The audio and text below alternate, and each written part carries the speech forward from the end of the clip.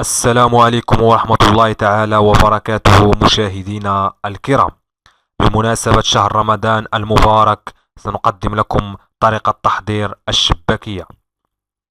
نحتاج في المقادير 1 كيلو دقيق، نصف كاس نافع مطحون جيدا ومغربل، نصف كاس حبة حلاوة مطحونة جيدا ومغربلة كذلك، وكأس زنجلان محمر ومطحون، كأس لوز مطحون جيدا ومغربل كذلك، وكأس ونصف مخلط بين الزبدة مذوبة وزيت الزيتون وزيت نباتية، ونصف كاس ديال الخل، وواحد أصفر البيض وزعفران ملون وقليل من الزعفران الحر، وكيس ديال خميرة الحلوى، وملعقة صغيرة ديال خميرة الخبز، ورشة ديال الملح يعني واحد شوية الملح. وكذلك نحتاج ماء الزهر لخلط العجين، والزيت للقلي إن شاء الله. طريقة التحضير كما تلاحظون في الصور.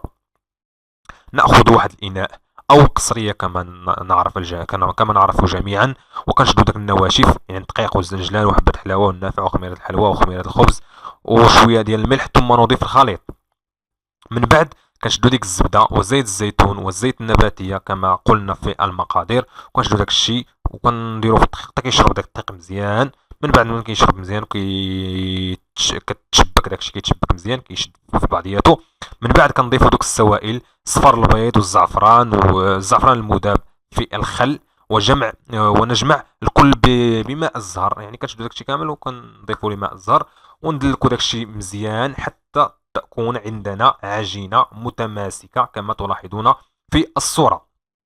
من بعد كنشدو ديك العجينة وكنقسموها إلى كريات، يعني كرية كرية كرية كرية، وكنشدوها كنديروها في الماكينة ديالها باش كتولي رقيقة، أو كما كيعرف الجميع كناخدو الدلاك وكندلكوها مزيان حتى كتولي تعطينا واحد سميتو نقولو واحد واحد الورقة اللي هي رقيقة جدا.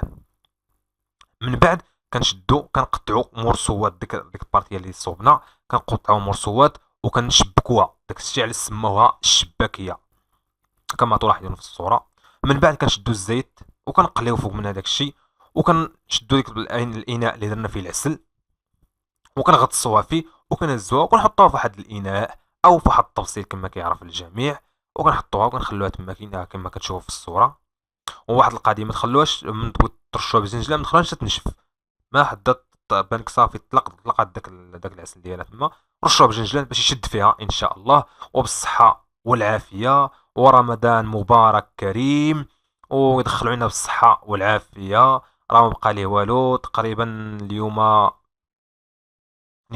في شعبان، اليوم تقريبا 19 اليوم في شعبان، يعني ما بقى والو. لا كانت فيه 30 راه باقينا 11 يوم، لا كانت فيه 29 راه باقينا 10 ايام ان شاء الله. ويدخلنا بالصحة والعافية، ودمتم في رعاية الله، والى اللقاء في وصفة قادمة.